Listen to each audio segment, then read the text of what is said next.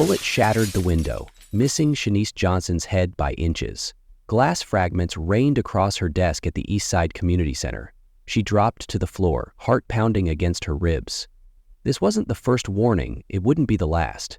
The clock on her desk read 9:43 p.m. The building was empty, except for her.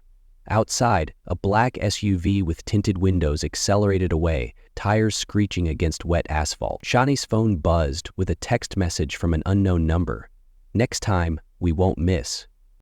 48 hours earlier, Shanice had been reviewing financial records for the youth basketball program she directed in South Baltimore. The numbers didn't add up. Nearly $1,200,000, 0 cents in city funding had vanished into ghost programs that never existed. When she'd asked her supervisor about the discrepancy, his smile had disappeared. "Some things are better left alone," he'd warned, placing a heavy hand on her shoulder. "People get hurt asking those kinds of questions." Now, with glass crunching beneath her knees, Shanice understood the threat wasn't hypothetical. She crawled to her desk, fingers trembling as she dialed 911. The dispatcher's voice sounded distant, uninterested. "Officers will be dispatched when available," she was told flatly. "Stay in a secure location." Shanice gathered her files and laptop, stuffing them into her bag. As she moved toward the emergency exit, the center's security system began beeping.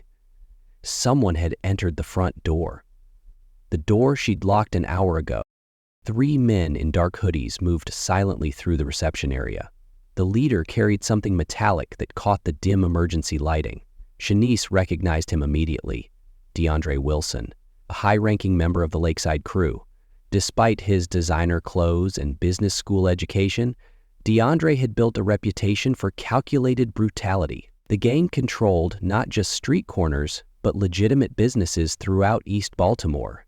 Laundromats, convenience stores, check cashing operations, all perfect for washing money from their more illicit activities. Shanice backed away from her office door, searching frantically for an escape route. The fire escape window was jammed.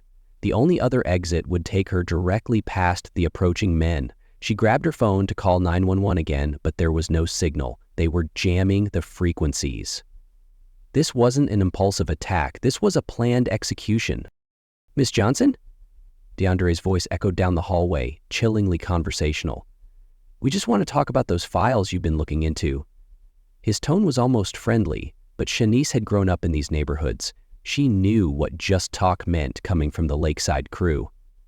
The heavy metal object in DeAndre's hand was now clearly visible, a gun with a silencer attached. Shanice grabbed a pair of scissors from her desk and crouched behind a filing cabinet. The men were 10 feet away, 8 feet, 5 feet. DeAndre pushed her office door open, sweeping his weapon across the room.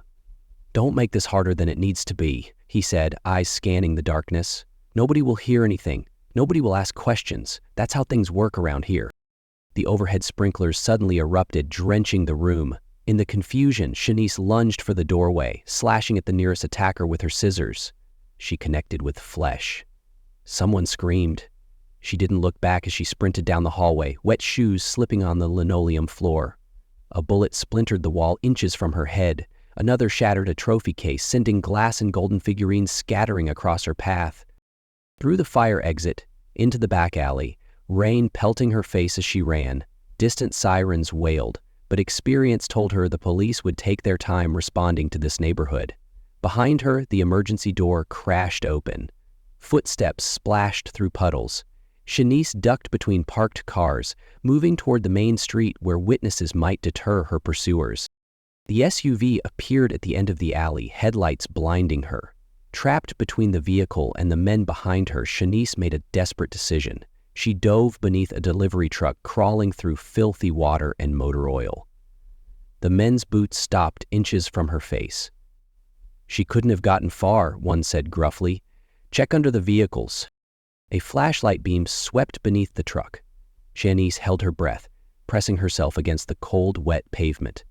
The light stopped, focusing directly on her face. She saw DeAndre's eyes widen with recognition. His hand reached toward her. Then screeching tires and flashing blue lights filled the alley as a police cruiser finally arrived. The men scattered, disappearing into the labyrinth of back streets. Officer James Rodriguez helped Shanice from beneath the truck. Unlike the dispatcher, his concern seemed genuine. "Ma'am, are you injured?" She was shaking uncontrollably, adrenaline crashing through her system. They tried to kill me," she managed. Rodriguez radioed for backup and an ambulance, then turned to Shanice. "The Lakeside crew doesn't usually come this far west. What would make them risk crossing territory lines?" At the precinct, Rodriguez introduced Shanice to Detective Morris, a veteran with 20 years on the force. Morris's exhaustion was evident in the deep lines around his eyes, but there was something else there too. Resignation? Perhaps cynicism? The detective listened to her story with practiced neutrality, taking notes without comment. When she mentioned DeAndre Wilson, his pen paused momentarily. "You understand what you're saying?" Morris asked, looking up from his notepad, his voice heavy. "DeAndre Wilson isn't some corner boy. His organization has ties to City Hall. His uncle sits on the zoning board. The implication was clear. This wasn't just about a street gang, it was about power and connections." Morris sighed, closing his notebook. "I'll file the report, but don't expect much. In the meantime, stay somewhere safe." As Shanice left the precinct, Officer Rodriguez caught up with her in the parking lot. "Detective Morris is a good cop," he said quietly, "but he's been beaten down by the system. Too many cases that went nowhere. Too many witnesses who disappeared." He handed Shanice his card with a personal cell number scribbled on the back. "If anything happens, anything at all, call me directly. Don't go through dispatch." At her cousin Letitia's apartment across town, Shanice showered, watching dirt and blood swirl down the drain. Her hands wouldn't stop trembling. The files she'd discovered were spread across Letitia's kitchen table. Spreadsheets, invoices, program reports, all documenting a massive financial fraud centered around youth programs in Baltimore's poorest neighborhoods. When her phone rang, she nearly dropped it in panic. The caller ID showed her brother's name, Marcus Johnson. She hadn't spoken to him in months, not since their argument about his illegal fighting career. Now, his voice was the only one she wanted to hear. "Janice, what's wrong? I could hear it in your voicemail." Marcus's deep voice carried a slight rasp from his broken nose, a souvenir from his championship fight 3 years ago. Before retiring, Marcus the Reaper Johnson had been the underground fighting circuit's most feared competitor. Now he worked as a personal trainer in Philadelphia, keeping his violent past locked away. Shanice told him everything: the financial discrepancies, the threats, the attack at the community center, the indifferent police response. With each detail, Marcus's breathing grew heavier. "I'm coming to Baltimore," he said, his tone leaving no room for argument. "Pack whatever you need. When I get there, we're going somewhere safe until I figure this out." "Marcus, no! These aren't street thugs. The Lakeside crew has connections all over the city. Police, politicians, this is bigger than—" "I don't care if they've got the damn governor on payroll," Marcus interrupted, his voice hardening. "Nobody comes after my sister." "I'll be there by morning." As Janice hung up, her phone buzzed with another text message from an unknown number. A photo appeared on her screen, a picture of her cousin's apartment building, taken from across the street. Below it, a simple, chilling message: "Found you." Shanice dropped the phone as if it had burned her. They knew where she was. They were watching, right now. Shanice spent the night moving from window to window, jumping at every sound. By dawn, her eyes burned from exhaustion. When Marcus's black Charger pulled up outside, she nearly wept with relief. At 6'4" and 240 pounds, her brother filled the doorway, his scarred knuckles and cauliflower ear testaments to his fighting career. He embraced her tightly. "Nobody's going to hurt you," he promised, his voice rumbling with conviction. "Not while I'm breathing." They drove in silence to a motel outside the city limits, paying cash, using fake names. The room was small but clean. Marcus secured the door with a chair and checked the windows twice. "Tell me everything," he said, sitting across from Shanice, his gaze intense. "Every name, every detail." As she spoke, Marcus made notes in a small notebook, his expression darkening with each new piece of information. "This isn't random," he concluded, studying his notes. "The timing, the resources they're using. Someone with power wants you silenced. He pulled out his phone, scrolling through contacts he hadn't used in years. People from his fighting days, faces from Baltimore's underground that the Lakeside crew would recognize, and fear. "I need information," he told each one, "and I need it fast." Marcus paced the small motel room, his massive frame making the space seem even smaller. The decision to return to violence wasn't easy for him. 8 years ago, he'd stood over an opponent who'd never regained consciousness, a man with a family who'd only been fighting to pay medical bills. Marcus had walked away from the ring that night, vowing never to hurt another person again. Now, he was contemplating not just violence, but calculated retribution. "You don't have to do this," Shanice said, recognizing the conflict in her brother's eyes. "We could go to the FBI or the media." "And how long would that take?" Marcus interrupted, his voice strained. "Weeks? Months? Meanwhile, these people would still be looking for you." He sat on the edge of the bed, hands clasped between his knees. "I spent years hurting people for money, for pride. If I'm going to use those skills again, at least this time it's for something that matters." That night, Marcus began building his intelligence network. His first contact was Darius Green, a former sparring partner who now ran security at Club Onyx, where Baltimore's criminal elite socialized. "DeAndre's been bragging about a new partnership," Darius revealed over drinks, his voice low. "Says he's got city contracts locked down, millions flowing through his businesses, calls it legitimizing the hustle." When Marcus pressed for more information, Darius grew nervous. "Man, this goes high up. Construction companies, real estate developers, counselors, people way above my pay grade." Marcus spent the next day conducting surveillance on DeAndre's known associates. He used techniques learned from an old cellmate who'd been ex-military intelligence, maintaining distance, changing appearances, using environmental features for cover. He photographed meetings, documented patterns, identified vulnerabilities. Unlike the police, Marcus wasn't constrained by warrants or jurisdictional boundaries. He followed money couriers across the city, tracked shipments to warehouses, observed handoffs between gang members and men in expensive suits. Back at the motel, Marcus created an organizational chart using Shanice's financial records and his own observations. DeAndre Wilson wasn't just a gang leader. He was the public face of a sophisticated money laundering operation. The Lakeside crew provided muscle and distribution networks, but the real power lay elsewhere. At the center of Marcus's chart was a name that kept recurring: Councilman Reginald Parker, chairman of the Youth Services Committee. "Parker?" Shanice said, staring at the chart in disbelief. "But he's been advocating for youth programs for years. His foundation funded half the initiatives at the community center." "Perfect cover," Marcus replied grimly. "He controls the money coming in and going out. Who's going to question the man who's supposedly helping the community?" The realization struck Shanice like physical pain. The man she'd admired, whose speeches about empowering inner-city youth had inspired her career choice, was stealing from the very communities he claimed to serve. Marcus's strategy took shape: disrupt the Lakeside crew's operations, create internal conflict, and follow the money to expose the entire network. "Direct confrontation won't work," he explained to Shanice. "These people have too much power. We need to be surgical." What he didn't say was that he also needed to ensure his sister's safety, which meant neutralizing immediate threats before pursuing the larger conspiracy. Marcus identified Terrell Jackson, DeAndre's right-hand man, as his first target.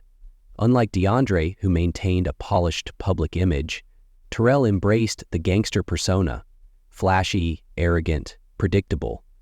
Marcus tracked him to an underground gambling den in West Baltimore, an exclusive operation run out of a converted warehouse. Security was tight: armed guards, metal detectors, surveillance cameras. But Marcus had spent years in such establishments, fighting for the entertainment of wealthy gamblers. He knew their weaknesses.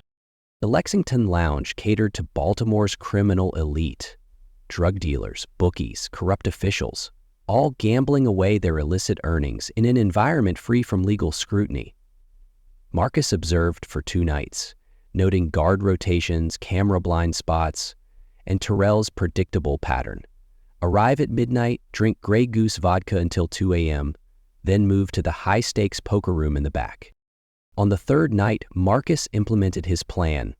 He didn't attempt to sneak in. Instead, he walked directly to the front door, dressed in the expensive suit he'd once worn to press conferences. The guards recognized him immediately. Marcus, the Reaper Johnson, was still a celebrity in certain circles. They patted him down, finding nothing, then welcomed him inside. Marcus nodded to familiar faces, ordered a drink he didn't intend to consume, and waited. At 1:47 a.m., Terrell headed for the bathroom, slightly drunk and separated from his bodyguards. Marcus followed casually, timing his approach perfectly. Inside the bathroom, he disabled the single security camera with a quick burst of aerosol spray before Terrell even registered his presence. What happened next was clinical, precise, a brutal demonstration of why Marcus had once been feared in professional fighting circuits. Terrell threw a wild punch that Marcus slipped effortlessly. The return strike collapsed Terrell's windpipe, sending him gasping to his knees. Marcus didn't speak, didn't threaten. He simply continued his methodical assault, breaking the fingers of Terrell's right hand one by one, fracturing his cheekbone with a short, sharp elbow strike, and finally dislocating his shoulder with a technique banned even in regulated fights. The entire encounter lasted less than 40 seconds. Before leaving, Marcus placed a USB drive in Terrell's jacket pocket, containing evidence of DeAndre skimming profits from the operation. He didn't need to explain. Terrell would understand the message when he reviewed the contents. As Marcus walked out of the bathroom, he nodded calmly to the security guard at the door. "Your boy might need some help." No one attempted to stop him. The reputation that had once been his burden now served as his shield. The attack on Terrell produced exactly the results Marcus had anticipated. Within days, rumors of internal conflict spread throughout the Lakeside crew. DeAndre, suspicious of betrayal, began isolating himself from his lieutenants. Paranoia fractured the organization's cohesion, disrupting operations and communication channels. Meanwhile, Marcus continued his reconnaissance, now focusing on the financial connections between the gang and Councilman Parker.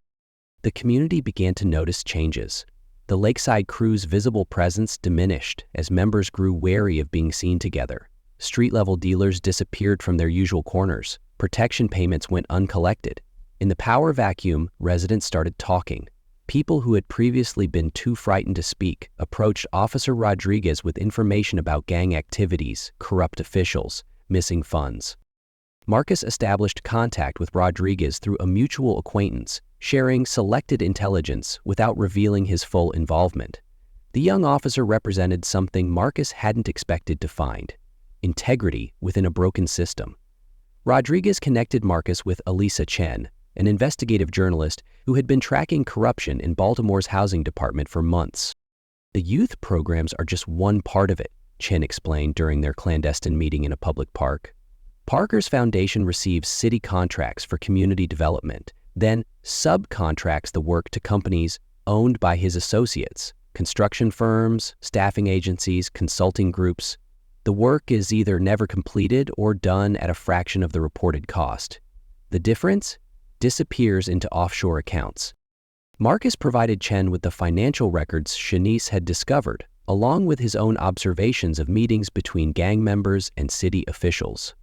Chen's eyes widened as she reviewed the material. This is the missing piece," she breathed. "I've been tracing money from housing projects, but the youth program angle connects everything." She looked up at Marcus, suddenly concerned. "If these people realize what you have, they'll come after you with everything they've got." "They're already after my sister," Marcus replied flatly. "That's why we need to move quickly."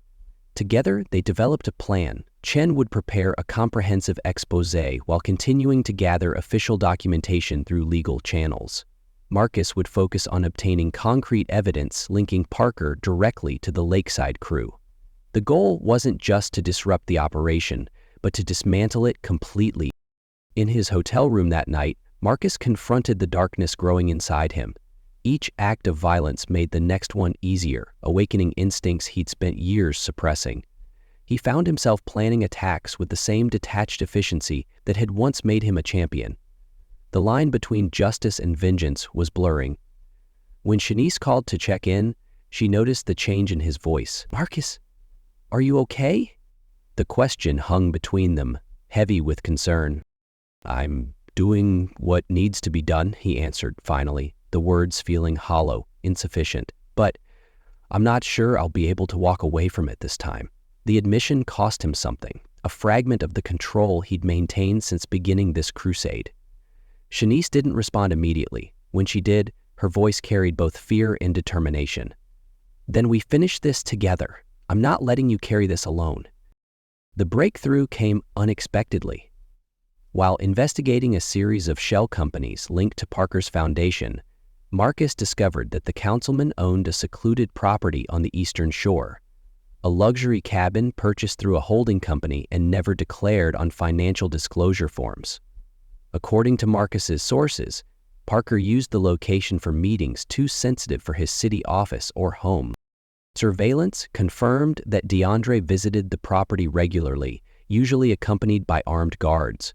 More significantly, financial transfers occurred following these meetings, large sums moving from Parker's foundation to businesses controlled by the Lakeside crew. Marcus documented everything: photographs, financial records, meeting schedules.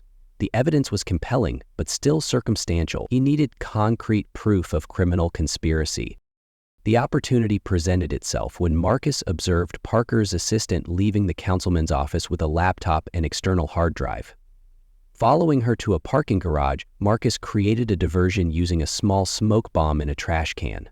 In the confusion, he swiftly intercepted the assistant, rendered her unconscious with a single precision strike, and took the devices.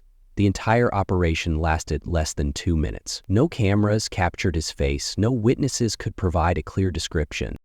The hard drive contained exactly what Marcus had hoped for: detailed accounting of the money laundering operation, including contracts, payoff schedules, and explicit communications between Parker and DeAndre. Most damning were video recordings of meetings where they discussed eliminating problems, including specific mention of Shanice Johnson and her unfortunate accident that needed to be arranged. Marcus copied the evidence and arranged for its delivery to multiple destinations: Elisa Chen, the FBI field office, and Officer Rodriguez. He kept the original devices as leverage. The machinery of justice began moving immediately. Federal agents obtained warrants, journalists prepared publications. But Marcus knew the most dangerous period was just beginning. Cornered prey is always the most lethal. The response came swiftly. DeAndre disappeared from his usual haunts, reportedly moving between safe houses with increased security. Parker made a public statement denouncing baseless allegations, while his legal team worked furiously to suppress the evidence on procedural grounds. Most concerning to Marcus, there was a sudden increase in police activity around Shanice's former addresses and workplace. Officers who weren't part of the federal investigation asking questions that suggested they were hunting, not protecting. Marcus moved Shanice to a new location, a small apartment above a restaurant owned by a former fighter who owed him a favor. "Things are going to get worse before they get better," he warned her grimly. "These people are desperate now. They'll try to eliminate witnesses, destroy evidence, create distractions." Shanice had changed too over these weeks. The frightened woman who had hidden at her cousin's apartment was gone, replaced by someone harder, more resolved. "I've been talking with some of the parents from the community center," she told Marcus, her voice steady. "People whose kids were supposed to benefit from those programs. They're organizing, gathering their own evidence. This isn't just our fight anymore." She showed him social media groups where residents were sharing stories of program funding that never materialized, jobs that were promised but never delivered, community improvements that existed only on paper. The community's awakening added a dimension Marcus hadn't anticipated. The narrative was shifting from a criminal investigation to a movement for accountability. Residents held public meetings, shared documentation, contacted elected officials. Parker's political allies began distancing themselves. Local business owners spoke out about protection payments and extortion. The wall of silence that had protected the corruption for years was crumbling. DeAndre Wilson made his final mistake 3 days later.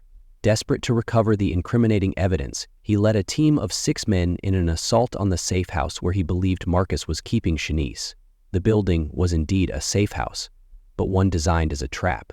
Marcus had anticipated the move, evacuating Shanice hours earlier while leaving electronic devices broadcasting signals that suggested ongoing occupation.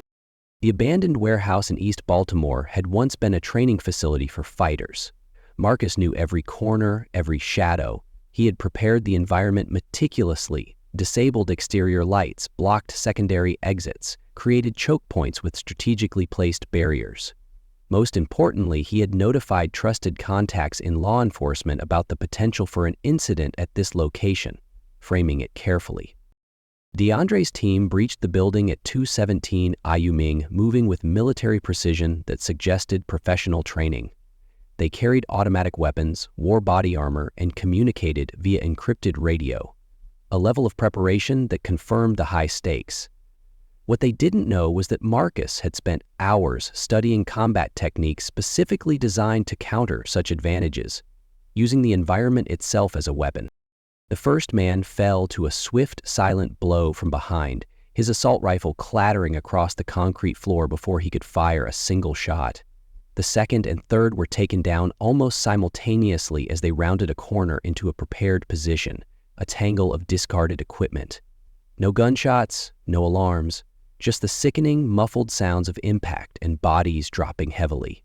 DeAndre, monitoring from the rear position, recognized the pattern immediately. This wasn't random resistance. It was a predator methodically, terrifyingly eliminating his team. "It's him! The Reaper's here!"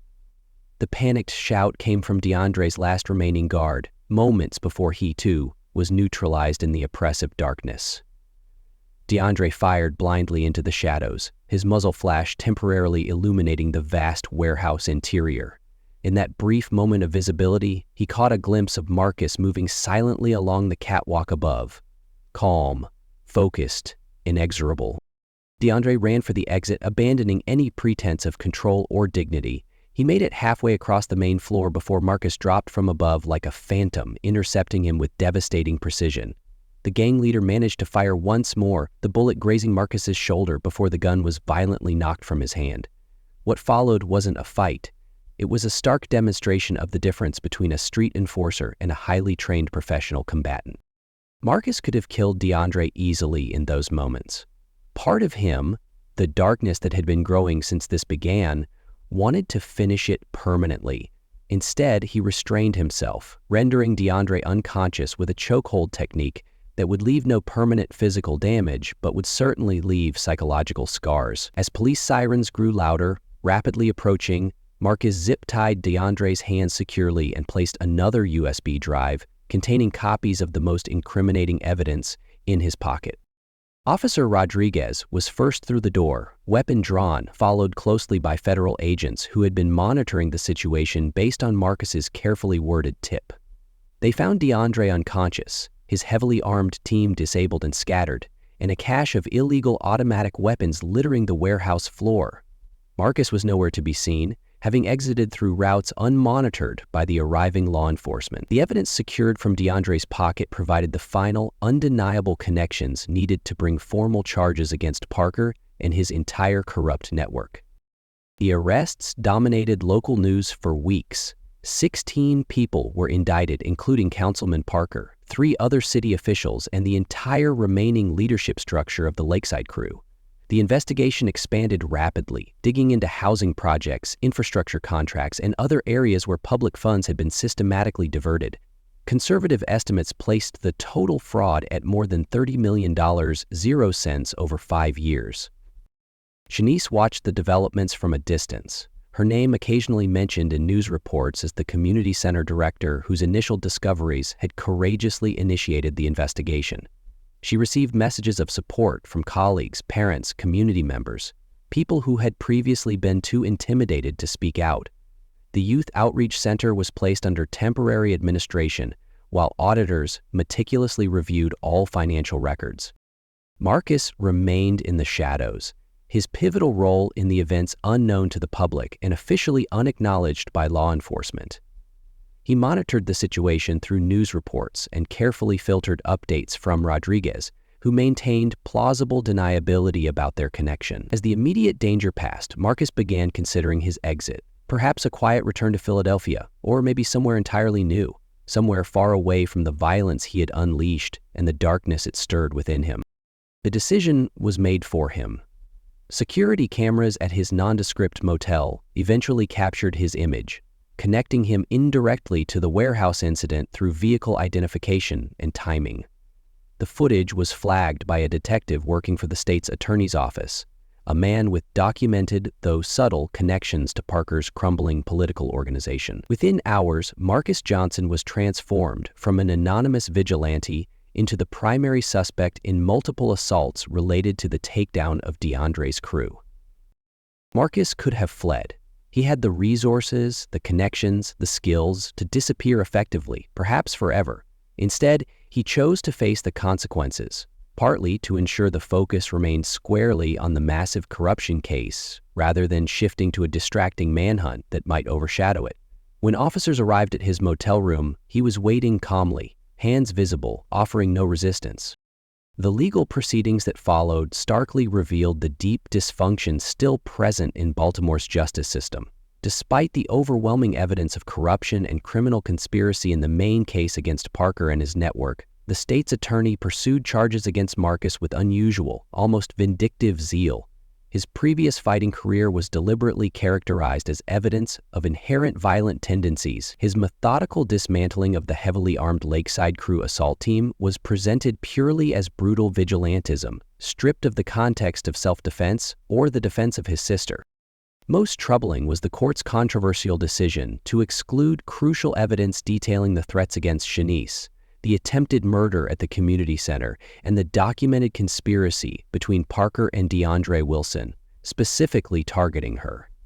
Without this vital context, the jury saw only the calculated, brutal violence Marcus had employed, not the desperate circumstances that had necessitated it. Shanice testified passionately about the terror she had faced and the threats against her life, but the judge limited her statements severely, citing relevance concerns that seemed politically motivated. The verdict came after 3 long days of deliberation: guilty on 4 counts of aggravated assault, not guilty on 2 counts of attempted murder, likely due to the lack of lethal force used on DeAndre himself. The sentence was harsh: 7 years in a maximum security facility. As Marcus was led from the courtroom in chains, he caught Shanice's eye one last time. There were tears on her face, but beneath them something else burned. Determination, resolve. The fight wasn't over. Marcus adapted to prison life with the same disciplined focus he had applied to fighting. He established a rigid routine, avoided conflicts, and began working quietly with younger inmates, teaching meditation, conflict resolution strategies, and the controlled breathing techniques he had mastered during his career. He refused all interviews, declined lucrative book deals, and maintained a stoic silence about his specific role in exposing the corruption network. Outside, the case continued to evolve. Councilman Parker eventually accepted a plea deal, providing crucial testimony against higher-level connections within the city's power structure in exchange for a significantly reduced sentence. The Lakeside Crew, deprived of its leadership and political protection, fragmented into smaller, less influential factions. Most significantly, a coalition of community organizations, spearheaded by a determined Shanice Johnson, successfully established independent oversight committees to monitor public funding for neighborhood programs, demanding transparency and accountability. Alyssa Chen's investigative series won regional journalism awards and prompted state-level reforms in contract awarding procedures and program oversight. Officer Rodriguez, recognized for his integrity, was promoted to detective, specifically tasked with investigating public corruption cases. The community center reopened under new management, with Shanice reinstated as program director, implementing rigorously transparent financial practices. 3 years into Marcus's sentence, new evidence emerged through an unexpected source. Parker's former administrative assistant, the one Marcus had intercepted in the garage, was granted immunity in exchange for full cooperation with federal investigators looking into broader systemic issues. She revealed that key evidence in Marcus's trial had been deliberately misrepresented. Security footage had been selectively edited, witness statements related to the warehouse incident had been subtly altered, and exculpatory evidence proving the immediate threat level had been actively suppressed. all allegedly under direction from prosecutors with lingering connections to the remnants of the larger corruption network. This bombshell revelation triggered a full judicial review of Marcus's case. Federal investigators, already examining systemic problems within Baltimore's criminal justice system, incorporated the new information into their ongoing inquiry. After 18 months of complex legal proceedings, including damning testimony from law enforcement officers who had previously remained silent, fearing reprisal, Marcus's conviction was vacated. He walked out of prison 4 years and 7 months after entering, not fully exonerated in the eyes of some, but free. The city Marcus returned to had changed, subtly but significantly. Community oversight programs had demonstrably reduced corruption in public contracting, though challenges remained. The police department, under new leadership, had implemented stronger accountability measures and was slowly working to improve community relations. The neighborhoods once firmly controlled by the Lakeside crew were experiencing a cautious renaissance, with locally owned businesses tentatively replacing former gang operations. Marcus deliberately declined public attention, refusing interviews and avoiding cameras. The substantial settlement he received for wrongful imprisonment went directly and anonymously to a foundation supporting inner-city youth programs, with no publicity attached. He quietly joined Shanice at the community center, developing a boxing program that skillfully combined rigorous physical training with essential conflict resolution and emotional management techniques. The scars remained, both physical and psychological. Marcus still woke sometimes from nightmares where the line between justice and vengeance disappeared completely, leaving him shaken. Shanice occasionally found herself checking windows instinctively, startling at unexpected loud sounds. Neither of them pretended the system had been fixed entirely. Corruption and injustice still existed, often in less visible, more insidious forms. But something fundamental had shifted, not just in the city's overt power structures, but, more importantly, in the community's relationship with those structures. A newfound sense of agency and demand for accountability. On the anniversary of Marcus's release, a small, informal gathering was held at the community center. No speeches, no ceremonies, just people whose lives had been touched, directly or indirectly, by the events of those tumultuous months. Young boxers trained by Marcus demonstrated their skills with pride. Community members shared meals and quiet stories of resilience. Detective Rodriguez stopped by briefly, out of uniform, exchanging a firm handshake with Marcus that acknowledged their unspoken alliance and the difficult paths they both had walked. As the evening wound down, Shanice found Marcus alone in his small office, staring at a pair of worn, faded fighting wraps hanging in a simple shadow box on the wall.